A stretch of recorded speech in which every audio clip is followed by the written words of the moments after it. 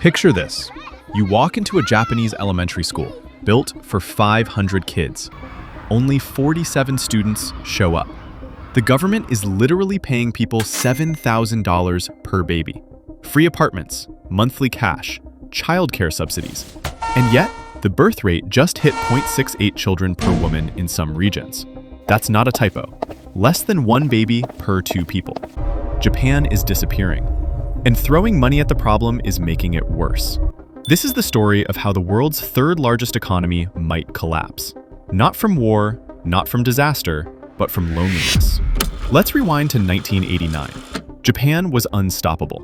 Their economy was growing so fast, Americans thought Japan would buy the entire United States. They invented the Walkman, dominated cars. Nintendo was printing money. And Japanese families? They were having babies. Lots of them. The average woman had 2.14 children. Replacement rate, the magic number where your population stays stable. But then something broke. The asset bubble popped. Japan's economy flatlined for 30 years. Suddenly, young people couldn't find stable jobs. Companies stopped offering lifetime employment. And housing prices in Tokyo? Still insane. A two-bedroom apartment costs more than a house in the American suburbs. So Japanese millennials made a rational choice. We can't afford kids. By 2005, the birth rate dropped to 1.26. Red alert territory. The government panicked. So they did what governments do. They threw money at it. 2006, monthly child allowances. 2010, free preschool. 2016, bigger cash bonuses, up to $7,700 per baby. 2023, some towns offering free houses if you have 3 kids. Surely this would work, right? Wrong. The birth rate kept falling. 1.2 became 1.0, then 0.9. By 2023, some rural regions hit 0.68. So what's going on? Why won't Japanese people have babies even when you pay them? Turns out, money isn't the problem. Let me introduce you to Yuki. She's 28, works at a Tokyo advertising agency, leaves home at 7 a.m., returns at 10 p.m. She makes decent money, but here's her day. Morning commute, 90 minutes on packed train. Work, 9 to 10 hours. Evening, mandatory after-work drinks with boss. She gets home, eats convenience store food, sleeps 6 hours. Repeat. Now the government offers her $7,000 to have a baby. She laughs. Because the money doesn't solve these problems. 1. Her company has no parental leave culture. Women who take maternity leave get passed over for promotions. 2. Daycare costs $800 a month and has 2-year wait lists. 3. Japanese society expects mothers to do everything. Fathers average 20 minutes of childcare per day. 20 minutes. 4. Dating culture is dead. 70% of unmarried men aged 20 to 24 have never dated. Not exaggerating. Apps don't work.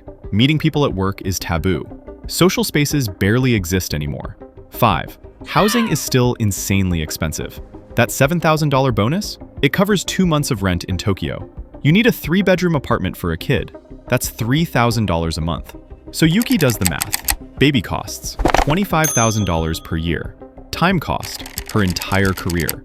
Social cost, 0 support system. Sleep cost, what's sleep?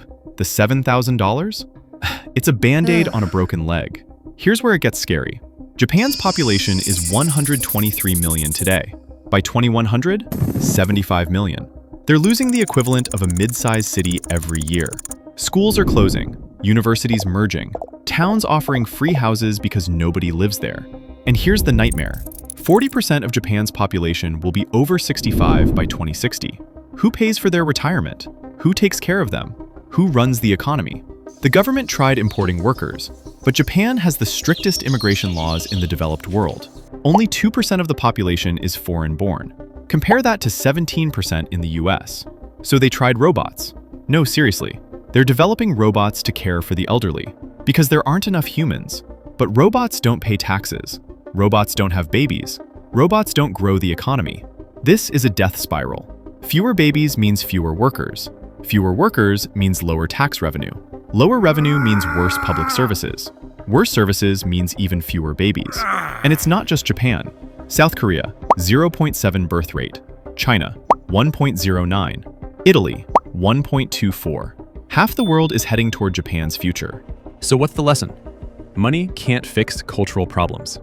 Japan's government can offer $10,000, $50,000, $100,000 per baby. It won't matter if people work 80-hour weeks, housing costs a lifetime of savings, women bear 100% of childcare, dating culture is extinct, and society treats parenthood as a punishment instead of a priority. The countries solving this problem aren't throwing money, they're changing culture. Sweden, 8 months paid parental leave. Fathers must take it. France, universal childcare, 3-hour lunch breaks, 35-hour work weeks, birth rate 1.84. Still below replacement, but way better than Japan. Japan's crisis is a warning. You can't pay people to sacrifice their entire lives. You can't bribe your way out of systemic dysfunction.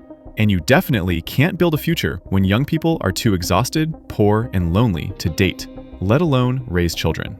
The question isn't whether Japan will disappear. It's whether the rest of us learn the lesson before we follow them. If this opened your eyes, hit subscribe. We're breaking down the economic systems that quietly shape your life. See you next time.